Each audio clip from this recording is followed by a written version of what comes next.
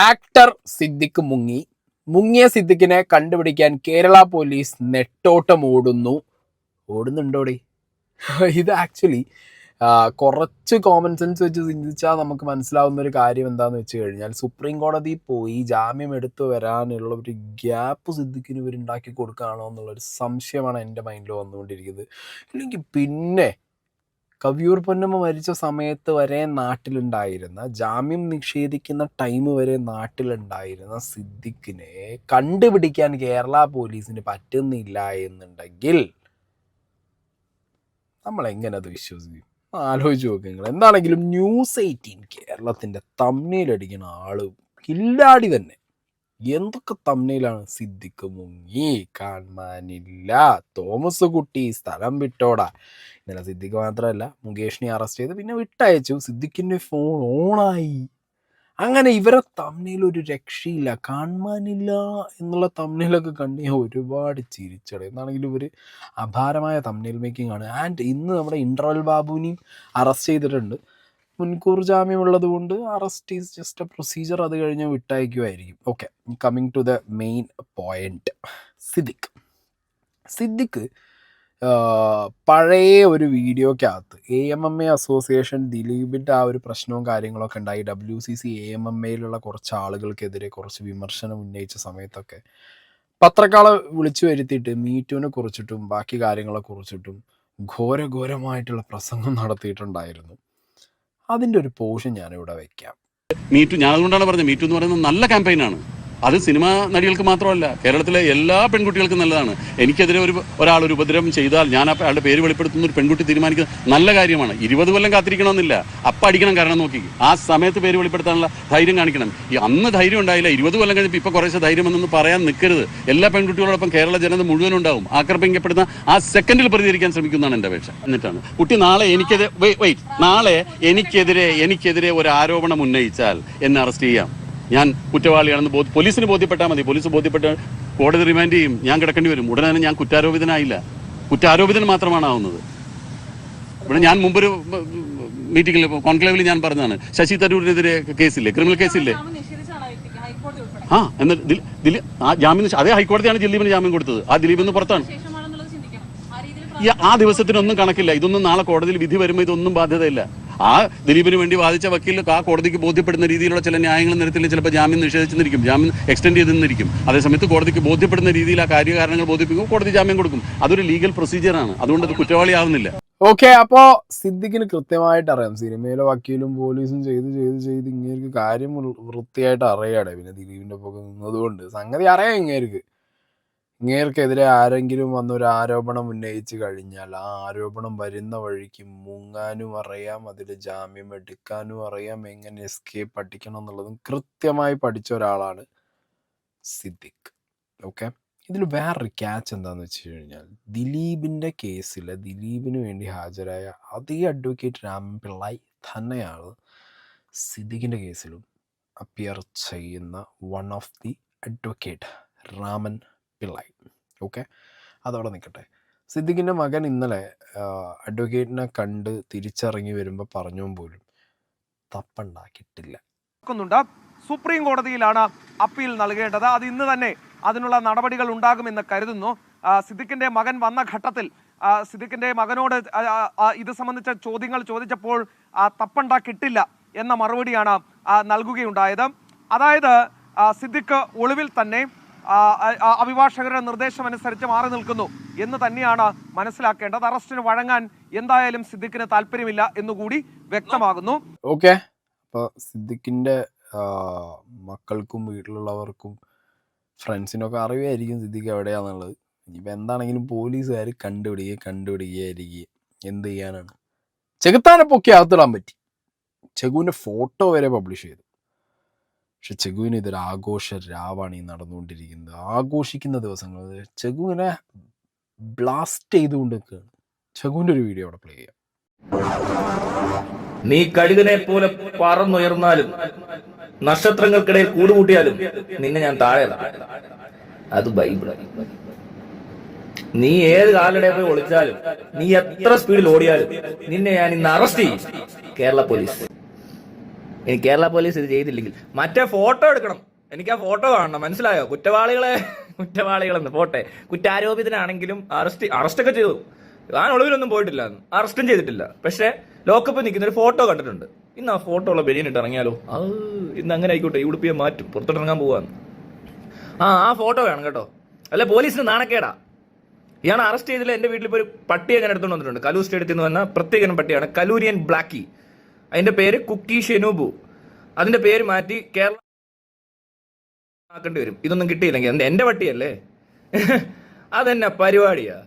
Photo എടുക്കാനൊന്നും പറ്റാത്ത പോലീസോ? ഇന്ന് അറസ്റ്റ് ചെയ്യണം. ഇനി അല്ലെങ്കിൽ ഞാൻ അറസ്റ്റ് ചെയ്യും അവനെ. എന്നെ അറിയാമല്ലോ. അടുത്ത ആരാന്നറിയോ? ഞാൻ തൽക്കാലം ഒന്നും പറയുന്നില്ല, പിടിച്ചു കഴിഞ്ഞു പറയാം ആരാന്ന്. ഇക്ക മറ്റേ പോലീസുകാരനെന്ന് എന്തോ പറഞ്ഞാന്ന് CI ഇവിടെ ഭയങ്കര കേസ് അന്വേഷണം ഒക്കെ കഴിഞ്ഞാൽ മറ്റേ തെളിവെടുപ്പൊക്കെ കഴിഞ്ഞിട്ട് താഴെക്കിറക്കിയപ്പോൾ സിദ്ദിഖ് ഇക്ക വിളിച്ചിരുന്നു എന്ന് പറയുന്നുണ്ടായിരുന്നു. CI തിരുവല്ല CI ഒരു പരാതി ആ സിദ്ദിഖ് ഇക്ക എന്നൊക്കെ തന്നെയാണോ ഇപ്പോഴും വിളിക്കുന്നത്? ആർക്കറിയാം. എന്നാലും അതൊന്ന് ആലോചിച്ച് നോക്കി, വെറുതെ ഒരു ഇക്ക വേസ്റ്റായി. സംഗതി ചെഗു പറയുന്ന കാര്യം ഉള്ളത് തന്നെയല്ലേ. ചെകുത്താൻ എന്ന് പറഞ്ഞ വ്യക്തിക്കെതിരെ കേസ് കൊടുത്ത സിദ്ദിഖും AMMA അസോസിയേഷനും ചെകുത്താൻ ഒളിവിൽ പോയി, ചെകുത്താനെ കാണാനില്ല എന്നൊക്കെ ആദ്യം പറഞ്ഞു. പിന്നെ ചെകുത്താൻ തന്നെ പോയിട്ട് പോലീസിൽ കീഴടങ്ങിയ സമയത്ത് പിടിച്ച് സെല്ലിലിട്ട് ഫോട്ടോ എടുത്തു.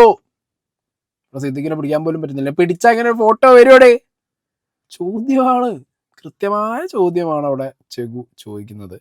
എന്താണെങ്കിലും ചെഗു ഒരു സൈഡിൽ ആർത്തുല്ലസിച്ച് അർമാദിക്കുന്നുണ്ട്. ഓക്കെ, ഇനി coming to the main point of this video. ഞാൻ കുറച്ച് ദിവസം ഒരു 3 ആഴ്ച മുമ്പ് ഒരു വീഡിയോ ഇട്ടിട്ടുണ്ടായിരുന്നു. സിദ്ദിഖ് ഇക്ക പോലീസുകാരൻ പറഞ്ഞ സിദ്ദിഖ് ഇക്ക എന്ന് പറഞ്ഞ രീതിയിലല്ല, ഒരു ഫേസ്ബുക്ക് അക്കൗണ്ട് സിദ്ദിഖ് ഇക്ക.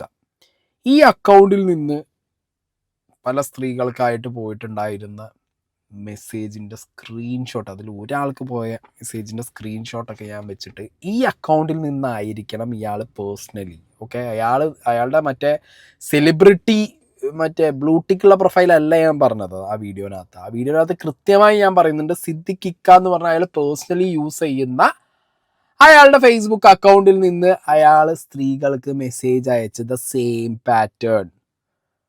ആ ഒരു അക്കൗണ്ട് പോലീസുകാരും SITയും കൃത്യമായിട്ട് മോണിറ്റർ ചെയ്യണം, ട്രാക്ക് ചെയ്യണം. എന്നാൽ നിങ്ങൾക്ക് നല്ല തെളിവുകൾ കിട്ടുമെന്നാണ് ഞാൻ അന്ന് വീഡിയോ ഇട്ട് പറഞ്ഞിട്ടുണ്ടായിരുന്നത്. ഓക്കെ, ആ വീഡിയോ കണ്ടവരുണ്ടെങ്കിൽ നിങ്ങൾക്കത് കൃത്യമായി മനസ്സിലാവും. കാണാത്തവരുണ്ടെങ്കിൽ ആ വീഡിയോ ഒന്നും കൂടി എടുത്ത് കാണുക. ഇല്ലെങ്കിൽ ആ വീഡിയോൻ്റെ ഒരു മെയിൻ പോർഷൻ ഞാനിവിടെ എന്താണെങ്കിലും പ്ലേ ചെയ്ത് കാണിക്കുന്നതാണ്. അതിനു മുമ്പ് ഓക്കെ, ഇന്നലെ ഈ ഇരയ്ക്ക് വേണ്ടി ഹാജരായ വക്കീൽ പോലീസുകാർ ഡിജിറ്റൽ എവിഡൻസ് ശേഖരിക്കുന്നതിൽ ഫെയിലായി എന്ന് പറയുന്ന ഒരു പോയിന്റിൽ കൃത്യമായിട്ട് ഈ ഫേസ്ബുക്ക് അക്കൗണ്ടിനെ കുറിച്ച് പറയുന്നുണ്ട്. ഈ സിദ്ദിഖ് ഇക്ക എന്ന് പറഞ്ഞ അക്കൗണ്ട് ഇപ്പം ഇല്ല, ഡിലീറ്റ് ചെയ്തിരിക്കുകയാണ്. അപ്പൊ അവിടുത്തെ പ്രശ്നം എന്താ? ഈ ഡിലീറ്റ് ചെയ്ത അക്കൗണ്ട് പോലീസുകാർക്ക് റിക്കവർ ചെയ്യണം എന്നുണ്ടെങ്കിൽ മെറ്റയ്ക്ക് മെസ്സേജ് അയച്ച് മെയിലിട്ട് റിക്വസ്റ്റ് കൊടുത്ത് മെറ്റയിൽ നിന്നൊരു റിപ്ലൈ വന്ന് അത് തിരിച്ച് കിട്ടി. ഇത് കുറെ സമയം പിടിക്കും. സിദ്ദിഖിനെതിരെ ഒരു ആരോപണം വരുന്നു, അതിലെ മെയിൻ പോയിന്റ്, അതായത് സിദ്ദിഖിലേക്ക് എത്താൻ, സിദ്ദിഖ് എന്ന് പറഞ്ഞ വ്യക്തി ആരോപണം ഉന്നയിച്ച ലേഡിയിലേക്ക് എത്തിയത്, അതിനൊരു ഡിജിറ്റൽ എവിഡൻസ്, അവരുടെ ചാറ്റ് ഡീറ്റെയിൽസ് ഒക്കെ ഉള്ള ഒരു ഫേസ്ബുക്ക് അക്കൗണ്ട് ഉണ്ടെങ്കിൽ ആ ഫേസ്ബുക്ക് അക്കൗണ്ട് വേണ്ടേ ആദ്യം അവർ. ഇതിനിപ്പോൾ സിദ്ദിഖിനെ അറസ്റ്റ് ചെയ്യണമെന്നൊന്നുമില്ല.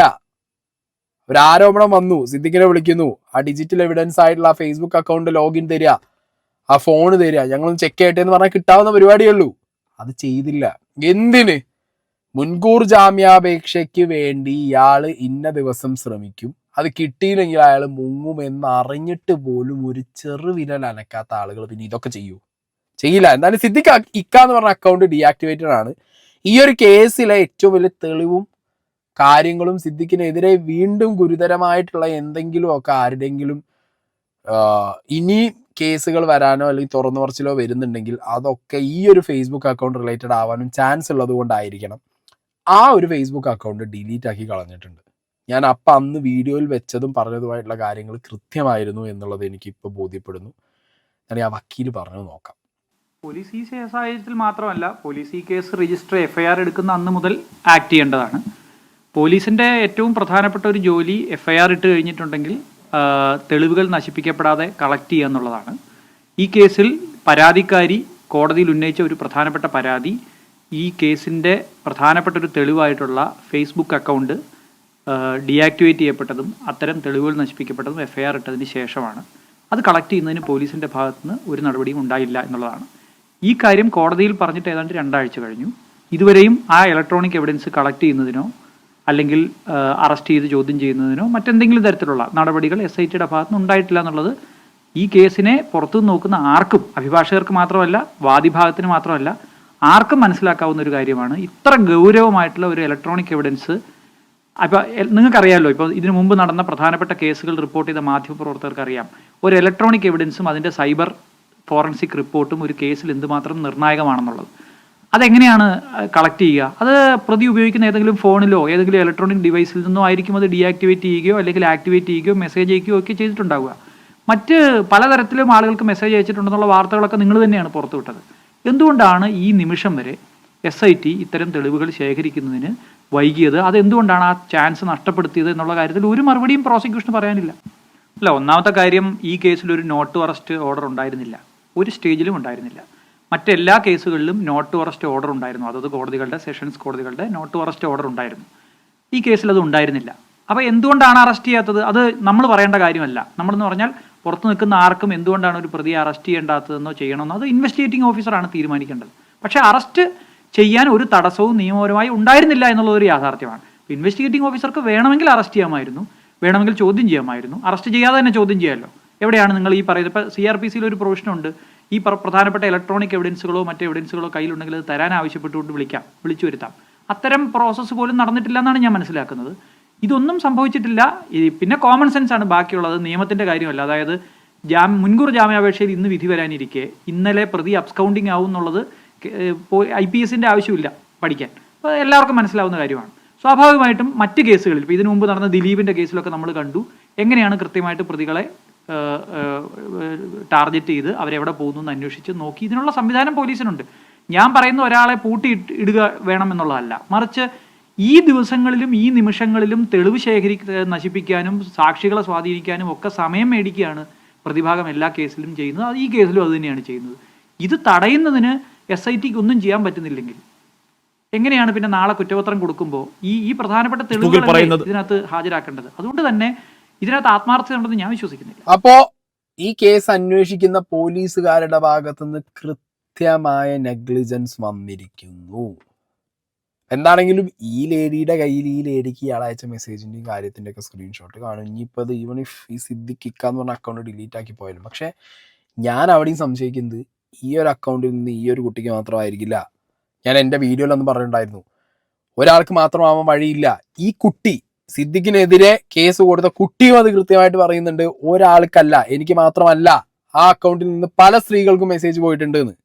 ഇദ്ദേഹം എന്നെ കോണ്ടാക്ട് ചെയ്യുന്നത് സത്യം പറഞ്ഞാൽ +2 കഴിഞ്ഞ് നിൽക്കുന്ന സമയത്ത്, സ്കൂൾ ടൈമിൽ നിൽക്കുന്ന +2 കഴിഞ്ഞ് ഉള്ളൊരു ലീവ് ഉണ്ടല്ലോ, ആ സമയത്താണ് ഇദ്ദേഹത്തിന്റെ ഒരു അക്കൗണ്ടിൽ നിന്ന് എനിക്ക് മെസ്സേജ് വരുന്നത്.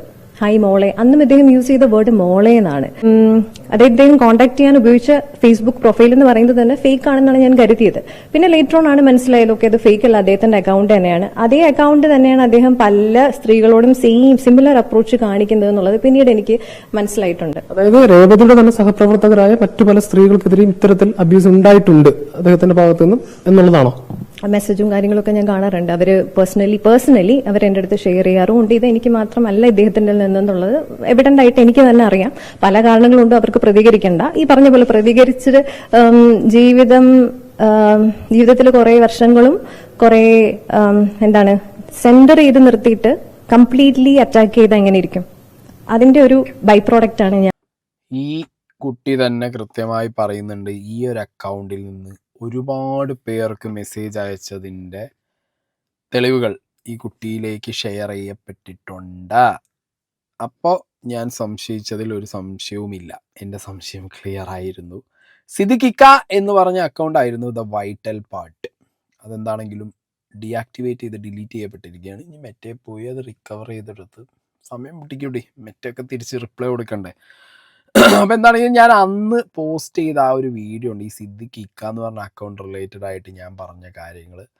അത് ഒരു 5 മിനിറ്റും ചില്ലറ, അത് വലിയൊരു വീഡിയോ ആയിരുന്നു, 10-20 മിനിറ്റ് ഉണ്ടായിരുന്നു. അതിൻ്റെ മെയിൻ പോർഷനായ ഒരു 5 മിനിറ്റും ചില്ലറയും ഞാനിവിടെ വെക്കുന്നു, നിങ്ങളത് കാണുക. ഓക്കെ. അപ്പോൾ സിദ്ദിഖ് എന്ന് പറഞ്ഞ ആക്ടർ ഈ ലേഡിയിലേക്ക് എത്തുന്നത് FB വഴി മെസ്സേജ് അയച്ചിട്ടാണ്, ഫേസ്ബുക്ക് വഴി മെസ്സേജ് അയച്ചിട്ടാണ്. അപ്പൊ സിദ്ദിഖ് എന്ന് പറഞ്ഞ ഒരു ആക്ടറുടെ ഫേസ്ബുക്ക് പ്രൊഫൈല് നമ്മളൊക്കെ നോക്കുന്ന സമയത്ത് നമുക്ക് കാണുന്ന അക്കൗണ്ട് ഇതാ, ഞാൻ ഈ സൈഡിൽ വെച്ച ഈ ഒരു പെർട്ടിക്കുലർ അക്കൗണ്ട് ആയിരിക്കും. ഓക്കെ, ആക്ടർ സിദ്ദിഖിന്റെ ഈ ഒരു അക്കൗണ്ട് ആയിരിക്കും. അപ്പൊ ഈ ഒരു അക്കൗണ്ട് എന്ന് പറഞ്ഞു കഴിഞ്ഞാൽ അയാളുടെ ഒഫീഷ്യൽ അക്കൗണ്ട് ആണ്. ഇതിനകത്ത് ബ്ലൂ ടിക്ക് ഉണ്ട്, 1.1 മില്യൺ ഫോളോവേഴ്സ് ഉണ്ട്, 84 പേര് ഇങ്ങനെ ഫോളോ ചെയ്യുന്നുണ്ട്, മൈ ഒഫീഷ്യൽ പേജ് എന്ന് പറഞ്ഞിട്ട്. ഇതാണ് നമ്മൾ വിസിബിളി കാണുന്ന സിദ്ദിഖിന്റെ അക്കൗണ്ട്.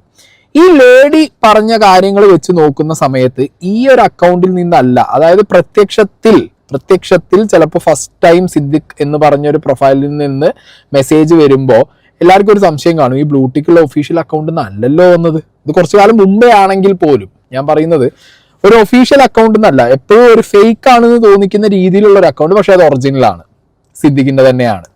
ഞാനും ഇപ്പൊ ഈ ലേഡി ഈ വീഡിയോയിൽ പറഞ്ഞൊരു കാര്യമുണ്ട്, വേറെ പലർക്കും ഇതേ അക്കൗണ്ടിൽ നിന്ന് മെസ്സേജ് പോയിട്ടുണ്ട്, അത് അവർ തുറന്നു പറയാൻ താല്പര്യപ്പെടുന്നില്ല.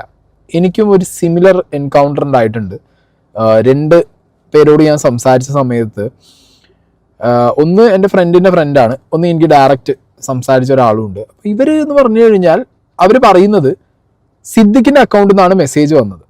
ആദ്യം ഫേസ്ബുക്ക് അക്കൗണ്ടിൽ നിന്ന് മെസ്സേജ് വരുന്നു, അതിനുശേഷം ലേറ്റർ ഓൺ കുറച്ച് സംസാരിച്ച്, കുറച്ച് കാലം എടുക്കും, ലൈക്ക് കുറച്ച് ടൈം എടുത്ത് സംസാരിച്ച് കുറച്ച് കഴിയുമ്പോൾ വാട്സാപ്പ് നമ്പർ തരും, പിന്നെ വാട്സാപ്പിൽ സംസാരിക്കും. ഓക്കെ, അതാണ് ഒരു മോഡസ് ഓഫ് ബ്രാൻഡി എന്ന് പറയുന്നത് ഇതിൽ. ആൻഡ് സിദ്ദിഖിൻ്റെ ഈ ഒരു അക്കൗണ്ട് നിങ്ങൾ എത്ര പേര് കണ്ടു എന്ന് എനിക്കറിയില്ല. സിദ്ദിഖ് ഇക്ക, an ordinary actor and A very ordinary person. അതിൽ 5080 പേര് ഈ ഒരു അക്കൗണ്ട് ഫോളോ ചെയ്യുന്നുണ്ട്, സിദ്ദിഖ് ഇക്ക എന്ന് പറഞ്ഞിട്ടുള്ള അക്കൗണ്ട്. ഓക്കെ, ഈ ഒരു അക്കൗണ്ടിനെ കുറിച്ചായിരിക്കണം ഈ ഒരു ലേഡി പറയുന്നത്. അതായത് പ്രത്യക്ഷത്തിൽ ഫേക്ക് ആണെന്ന് തോന്നി, ബട്ട് അല്ല, അത് അയാളുടെ ഒറിജിനൽ അക്കൗണ്ട് ആണ്.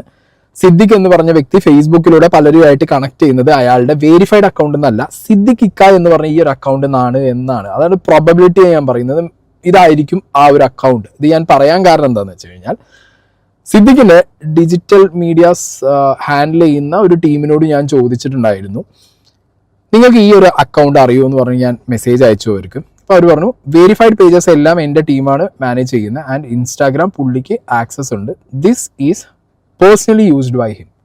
അപ്പോൾ സിദ്ദിഖ് ഇക്ക എന്ന് പറഞ്ഞ ഈ ഒരു അക്കൗണ്ട്, ഫേസ്ബുക്ക് അക്കൗണ്ട് യൂസ് ചെയ്യുന്നത് സിദ്ദിഖാണ്. അത് പേഴ്സണലി അവർ യൂസ് ചെയ്യുന്നതാണ്, അതുമായിട്ട് ബാക്കി ആർക്കും ഒരു ബന്ധം അല്ല, പേഴ്സണലി സിദ്ദിഖ് തന്നെ യൂസ് ചെയ്യുന്ന അക്കൗണ്ട്. അപ്പോൾ ഇതിൻ്റെ കാര്യം കിട്ടി, സിദ്ദിഖ് ഇക്ക എന്ന് പറഞ്ഞ അക്കൗണ്ട് പേഴ്സണലി യൂസ് ചെയ്യുന്നത് സിദ്ദിഖ് തന്നെയാണ്. ഓക്കെ, ഇനി ഞാൻ കുറച്ച് സ്ക്രീൻഷോട്ടുകളിലേക്ക് നിങ്ങളെ കൊണ്ടുപോകാം. അതിന് മുമ്പ് ഞാൻ 1-2 വീഡിയോ കൂടി ഞാനിവിടെ പ്ലേ ചെയ്യാം. ഫ്രണ്ട്സിൻ്റെ അടുത്ത് സംസാരിച്ചിട്ടുള്ളതെന്ന് വെച്ചാൽ വെറും ഒരു സംസാരം മാത്രമല്ല, വിത്ത് ഫുൾ എവിഡൻസ്, സ്ക്രീൻഷോട്ട്സ്, അദ്ദേഹം എനിക്ക് അയച്ച സെയിം അക്കൗണ്ട് തന്നെയാണ് എത്രയോ ആളുകൾക്ക് മെസ്സേജ് പോയിരിക്കുന്നത്, സിമിലർ അക്കൗണ്ട് ഒരു സമയത്ത്.